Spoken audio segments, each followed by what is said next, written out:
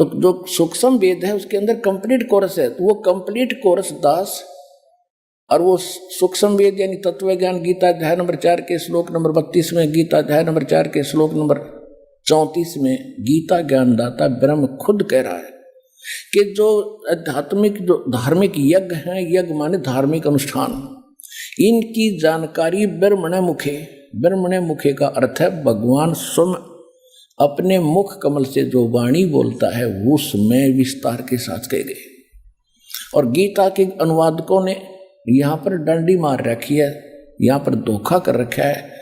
इन्होंने ब्रह्मणे मुखे का अर्थ कर दिया वेद की वाणी, चौथे अध्याय के 32वें श्लोक में, ये गलत कर दिया। ब्रह्मणे माने सच्चिदानंद घन ब्रह्म, परम अक्षर ब्रह्म, उसके मुख से बोली हुई वाणी में सब स्पष्ट लिखे। 17वें अध्याय के 23वें श्लोक में 3 मंत्र है। ओम तत्सत इति निर्देश है ब्रह्मणे त्रिविध समर्थ है।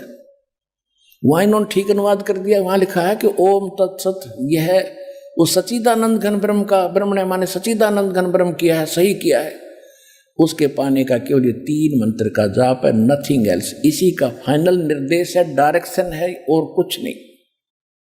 तो यहां इन्होंने चौथे अध्याय के 34वें श्लोक में गीता जी में इन्होंने गलत कर दिया, ब्रह्मणे का अर्थ कर दिया वेद की वाणी।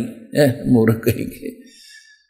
देखिए राजा का अर्थ कोई वेद कर सकता है, संविधान कर सकता है?